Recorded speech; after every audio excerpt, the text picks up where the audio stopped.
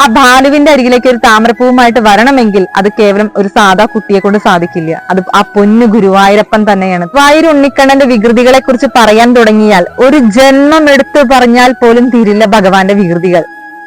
കഴിഞ്ഞ ദിവസം ഗുരുവായൂർ ക്ഷേത്രത്തിൽ ഭഗവാൻ കാണിച്ചൊരു വികൃതി. മാർച്ച് 10-ാം തീയതി വിശ്വപ്രശസ്തമായിട്ടുള്ള ഗുരുവായൂർ ആനയോട്ടമായിരുന്നു. അന്ന് ഭഗവാന്റെ അരികിലേക്ക് ആദ്യമായി ഓടിക്കയറിയത് ബാലുവായിരുന്നു.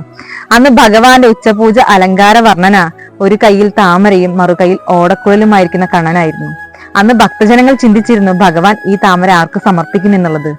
ഭഗവാൻ നിരീക്ഷിച്ചത് ആരെയാണ്? ഗജവീരൻ ബാലുവിനെ തന്നെയാണ്. അങ്ങനെ ബാലു വിജയിയായി. ഭഗവാന്റെ ശീവേലിക്ക് ഭഗവാന്റെ തിടമ്പ് ശിരസിലേറ്റി ബാലു. തന്നെ ശിരസിലേറ്റിയ ബാലുവിനെ അദ്ദേഹം ആ ശ്രീലകത്ത് ഇറങ്ങി വന്ന് ഭഗവാൻ താമര സമർപ്പിച്ചു. പറഞ്ഞു കഴിഞ്ഞാൽ ആരെങ്കിലും വിശ്വസിക്കൂ എന്ന നടന്ന സംഭവമാണ്.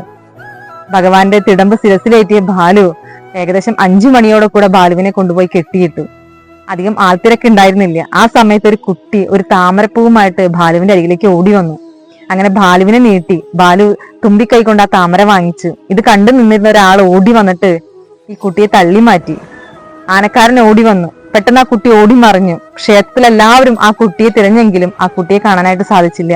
അങ്ങനെ ഒരു താമരപ്പൂവുമായിട്ട് ബാലുവിന്റെ അരികിലേക്ക് വരണമെങ്കിൽ അത് ആരായിരിക്കും? അത് സാക്ഷാൽ ഗുരുവായൂരപ്പൻ അല്ല എന്ന് പറയാൻ ആർക്കും സാധിക്കില്ല. കാരണം ആ ബാലുവിന്റെ അരികിലേക്ക് ഒരു താമരപ്പൂവുമായിട്ട് വരണമെങ്കിൽ അത് കേവലം ഒരു സാധാ കുട്ടിയെ കൊണ്ട് സാധിക്കില്ല. അത് ആ പൊന്നു ഗുരുവായൂരപ്പൻ തന്നെയാണ്. തന്റെ അരികിലേക്ക് ആദ്യമായി ഓടിയെത്തിയ ആ ഗജവീരനെ ഭഗവാൻ അങ്ങ് പോയി സ്വീകരിച്ചു.